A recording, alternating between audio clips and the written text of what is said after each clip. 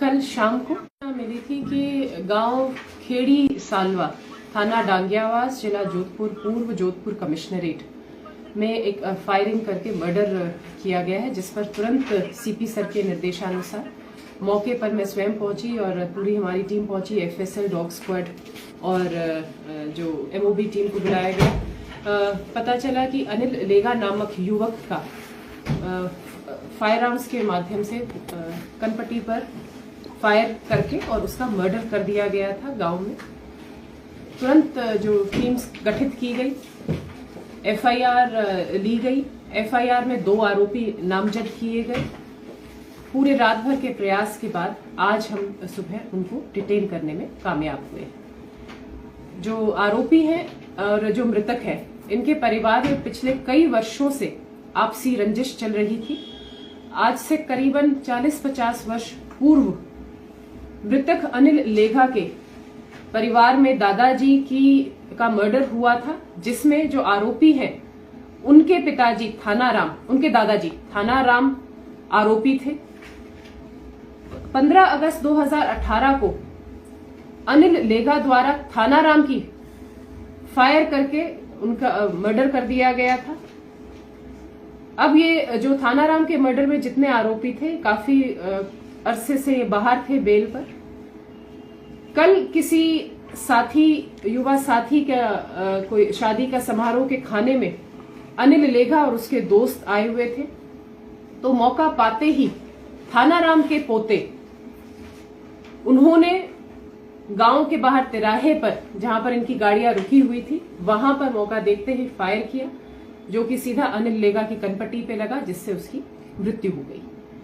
तो हमने जो मुख्य 2 आरोपी थे, थानाराम के पोते विष्णु व उसका नाबालिग भाई, उन दोनों को डिटेन कर लिया है। मैम, क्या इनकी जो प्रारंभिक शुरुआत जो है अदायगी, वो किस बात से शुरू हुई और किस तरीके से 3 मर्डर हुए? बिल्कुल, ये आपको मैंने अभी बताया भी है कि ये करीबन 40-50 वर्ष पुरानी रंजिश है और इनकी बस बोलचाल को लेकर ये तब एक मर्डर, तब एक्सीडेंटल वो मर्डर हुआ था।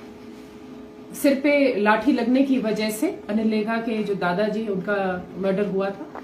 उसके बाद उसी रंजिश को लेकर 2018 में अनिल लेगा ने फायर करके और थानाराम की हत्या की और उसी क्रम में कल थानाराम के पोतों ने अनिल लेगा की हत्या की।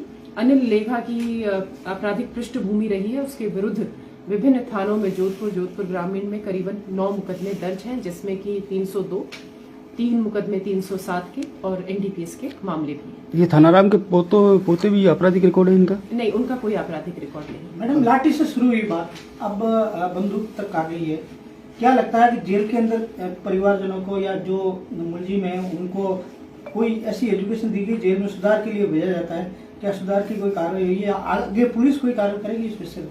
देखिएगा, जेल में हमेशा एक करेक्शनल फैसिलिटी है और काफी नवाचार भी किए जाते हैं जेल में, किंतु बाहर आने के बाद फिर वो आपराधिक पृष्ठभूमि से जुड़ जाते हैं अपराधी। इसके लिए लगातार जो जेल अपना विभाग है वो भी प्रयासरत है और पुलिस भी अब जैसे अभी हुई है, फायरिंग हुई है और इसमें जो दोनों पक्षों का एक बिल्कुल खुल के जो रंजिश है वो सामने आई है, तो उस पर हम बिल्कुल इस चीज में ध्यान रखेंगे कि कभी कोई आगे इस तरह की घटना नहीं।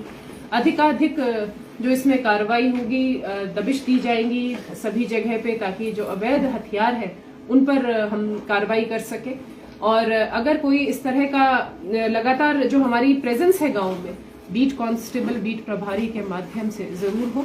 आसूचना आकलन, हमारा जो आसूचना संकलन है, उसको और ज्यादा हम हथियार कहाँ से लिया नामजद किया गया था? क्या दोनों उन्हीं को पकड़ा गया? बिल्कुल दोनों जो स्वचालित था या बड़ा इसके अभी वो अनुसंधान में हमें पता चलेगा। अभी जैर अनुसंधान है, तफ्तीश, अभी उनसे डिटेल में पूछताछ के बाद और वो सब चीजें आपके सामने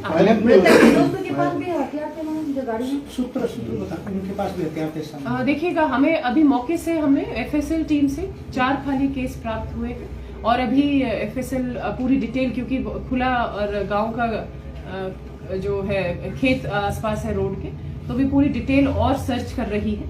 अभी वो जो 4 फायर हुए हैं वो किन किन हथियारों से हुए वो एफएसएल की रिपोर्ट के बाद ही हम कुछ उसमें बता पाए। मैम ये कहाँ भाग गए थे और कहाँ से पकड़ा, आगे कहाँ भागने की इनकी योजना थी, कुछ ऐसा कुछ? ये वापस यू टर्न लेकर गांव की तरफ ही आए जहां पर क्योंकि घटना स्थल पर इनकी गाड़ी पर पत्थर। मैडम ये आरोपी पक्ष है और ये गैंगवार बढ़ेगी तो आरोपी पक्ष के यहाँ कुछ सुरक्षा की व्यवस्था कोई ऐसा है क्या? अभी हमने कल रात को भी अपना जाब्ता लगा रखा था और हम ये लगातार सुनिश्चित करेंगे कि वहां पर जाब्ता हो और किसी भी तरह से कोई भी कोताही नहीं बरती जाएगी। पुलिस अपने जो उसके दायित्व है उस पर सचेत है और उस पर हम बिल्कुल त्वरित और एक स्ट्रॉन्ग कार्रवाई